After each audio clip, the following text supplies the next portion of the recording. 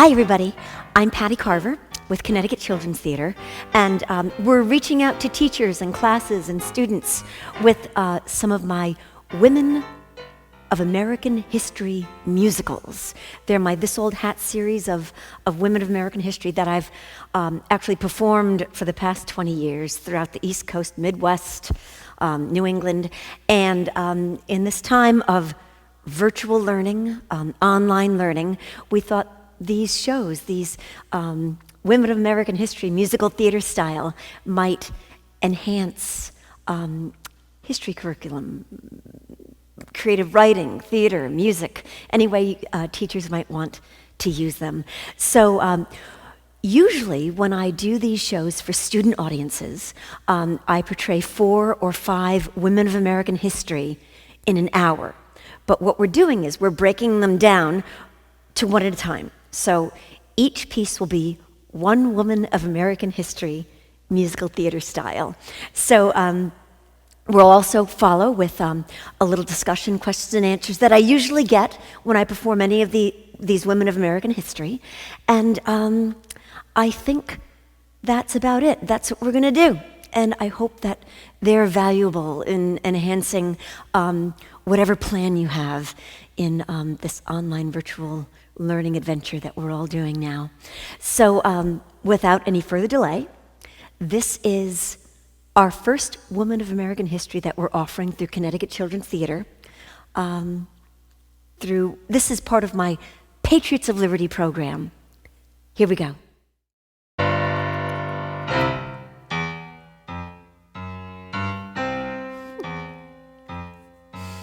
Stage is set, ready to go. Time now to put on a show. This Old Hat is the name of the play I'll do for you today. Hello and welcome. Today you will meet one famous woman of American history, played by me. I'm Patty, and I hope you like it. So curtain up, we're set to go for this old hat. On with the show.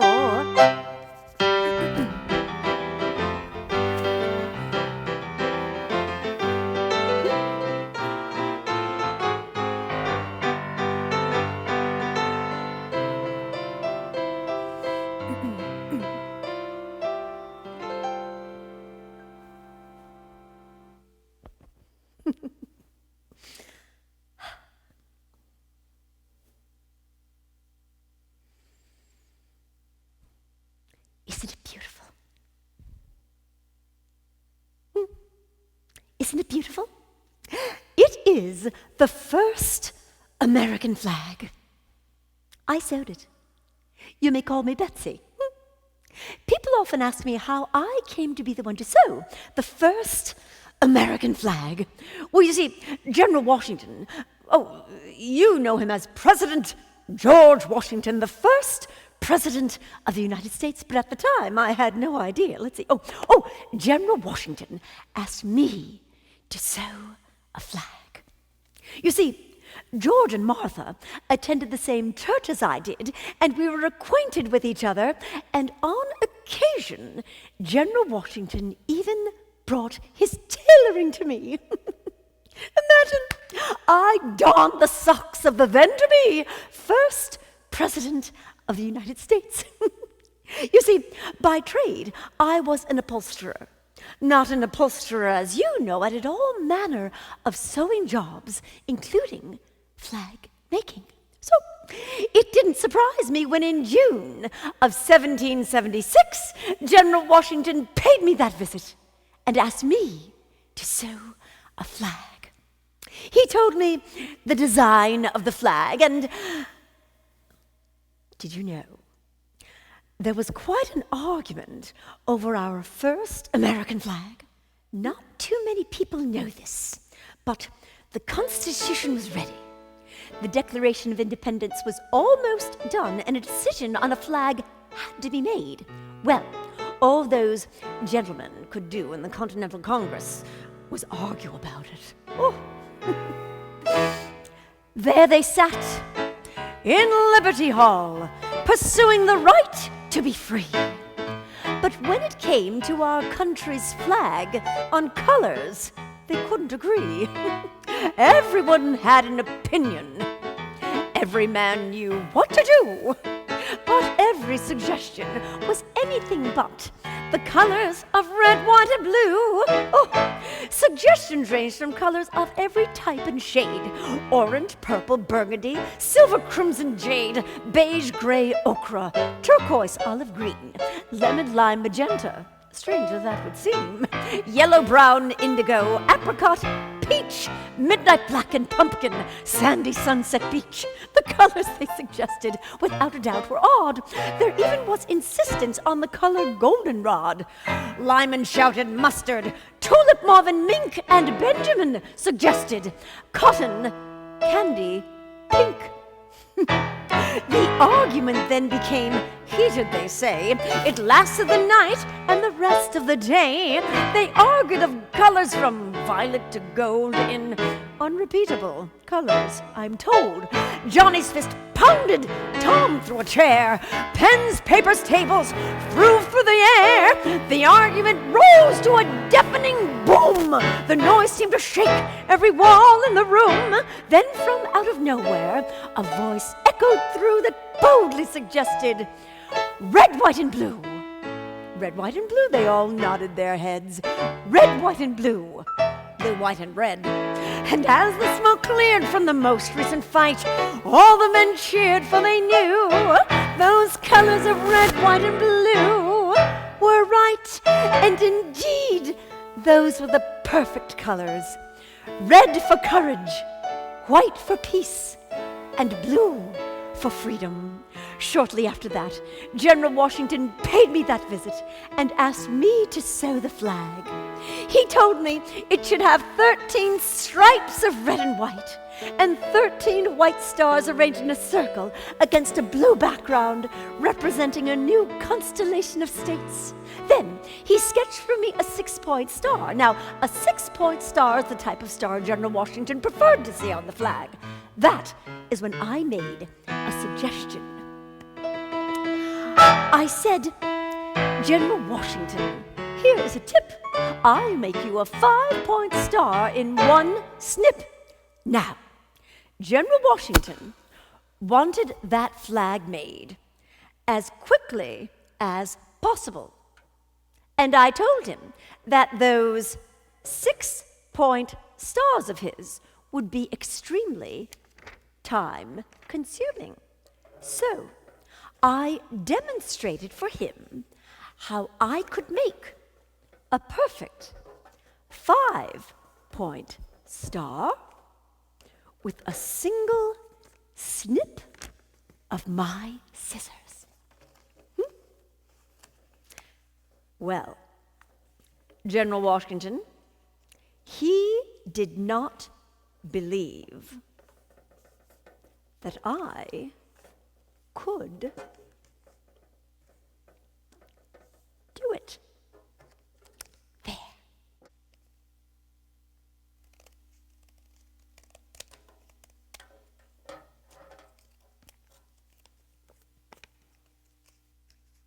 There. You see? A perfect 5-point star with a single snip. Ha! George was impressed, and he said with a wink, a 5-point star would be fine, I would think. That 5-point star, my friends, then became my personal mark on that flag of fame. And on that great day, the 4th of July, my flag so grandly waved in the sky. So next time you see it wherever you are, remember who made it. That's me, Betsy Ross. And remember my star.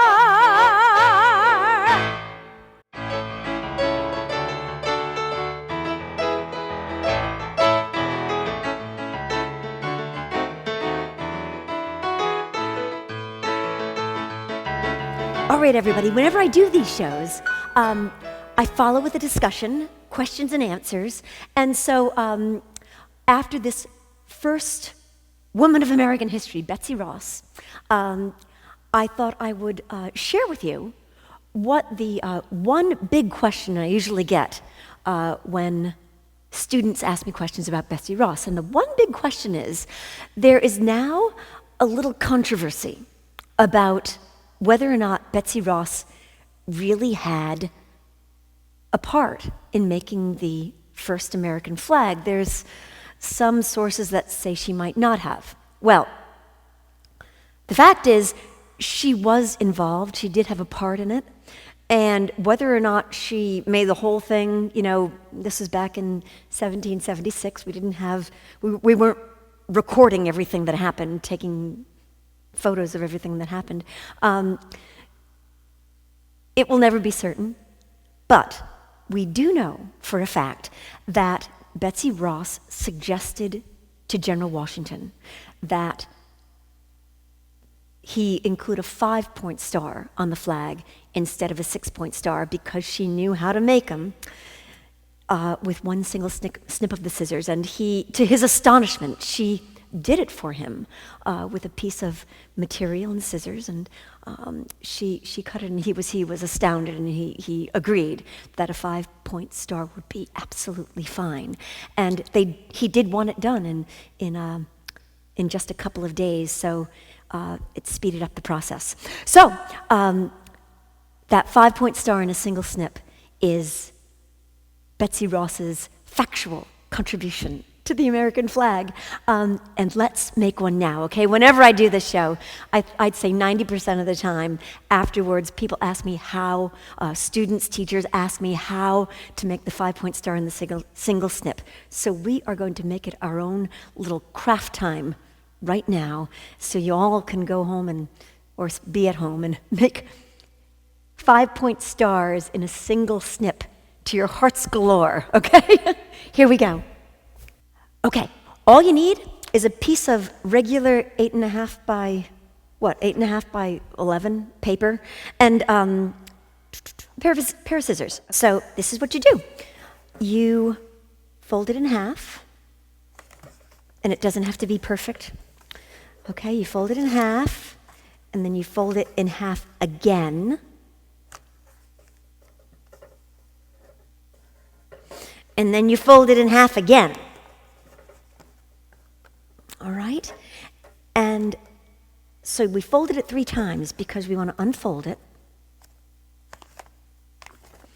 And we did that because we need this crease as a guide. So then you put it down in front of you, all right? With the fold on top. That's very important. The fold needs to be on top. And then you take the upper left-hand corner and fold it back over itself. So the center, you have a point in the center right there, and the upper left-hand corner lands on the crease in the center right there, okay? This is the hardest part for me. It took me like 4 months to get it from the directions online. But if you get this far, you should be all right. So, all right, then you take this flap and fold it back over itself and line it up with this outside edge to make a triangle. See that triangle right there? Okay, and then you take the outside flap here and fold that back over itself. Okay, so you're making a triangle. And then this flap goes back over itself again. All right? There we go. Now, you're going to cut this sliver off right there. Okay? Now,